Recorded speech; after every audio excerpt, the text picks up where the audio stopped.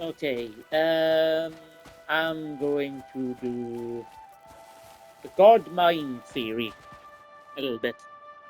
Now, I theorize, based on the potential omni plus divine creator of God, the omni plus being, all powerful, all good, all knowing, all present. Um, in order for God or divine creators, I call it, right, like a neutral name for God or the God. If God is all knowing, God would have to basically have like a psychic connection between everybody in the reality that God exists with. So, like, for example, in heaven, or whatever paradise you want to think of, if God was in like a heaven, in paradise, and being all knowing was in the presence of um, other beings, in order for God to know everything, God would have to be constantly tapped into every person's mind, and also being all powerful. That plays into it, where not only would God be connected to like your mind or the angel's mind, um, but also God would have to control our every action, and we would have to be connected to God.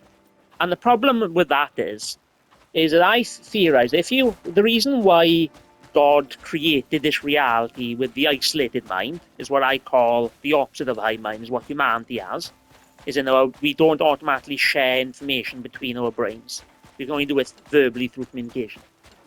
So if God, and this explains why God isn't here on Earth, right? Because if God was to intervene, God would create that automatic connection. Because being in the presence of God creates the God mind, a version of a hive mind which is basically where every mind is connected. And so what that would do is that would essentially destroy free speech. If God's intervened or if Gods were present, God, did I say free speech? It will, free will, sorry. It will take away people's free will and individuality and their ability to make independent choices. And therefore, there could not be free will if we were in the presence of God. And theoretically, angels would not have free will if they were connected to God's mind. Um, so that's kind of like a little bit of like the God mind theory. And there's three different terms. Two of the terms I kind of made up myself: the God mind and the isolated mind, the mind, and it's inspired by the hive mind, where every mind were connected. And not only do I answer, explain how the hive mind would work and warning what the hive mind would do, which we're on the verge of developing that now with the neuro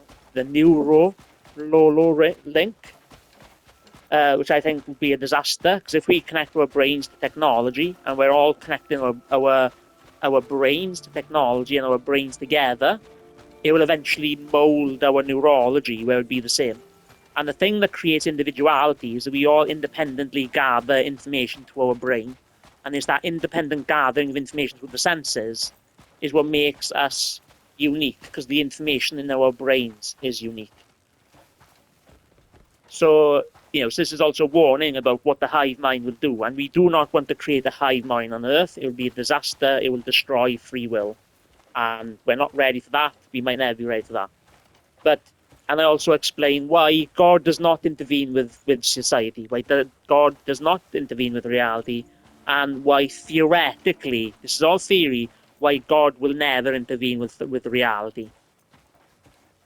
So anyway, so that's the hive mind, the God mind, why the God mind would exist. So that's kind of like the hive mind theory. If I haven't said it already, like and subscribe, share and hype the video, please. It'll be much appreciated. Share the video as well. Is that the end?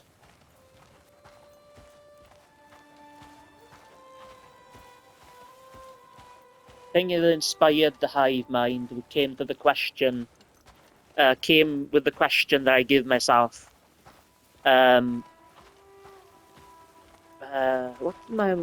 question did I give myself? What would it take to know everything? And I thought that even if you read all the books, even if you knew everything that was online, you would not know everything because you wouldn't know all the knowledge that's contained within each individual's mind. And then it got me thinking then that if you were connected to a hive mind, um,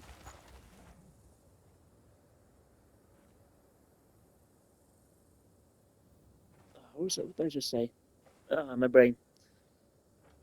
OCPD and thought blocking. Um, what would it take to know everything if you knew everything that's on the line, blah, blah, blah.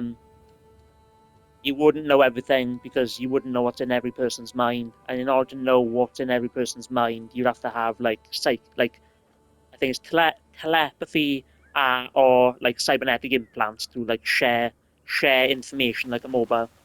And one of the things I didn't explain as well is once you connect people's brains together, I think I did explain that once you connect people's brains together, we start sharing the information and our memories. And our individual, unique memories is what makes us different. If we all had the same memories, we would have no individuality or own personal self. Our personalities, our self, would be erased from existence.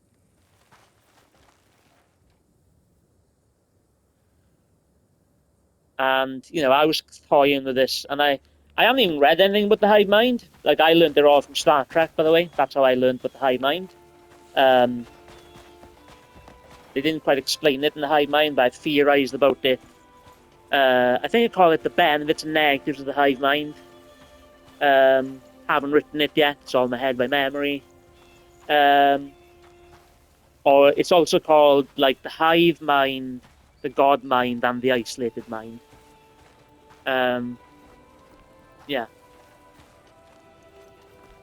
we do not want God to intervene with society and become present because it will take away our free will.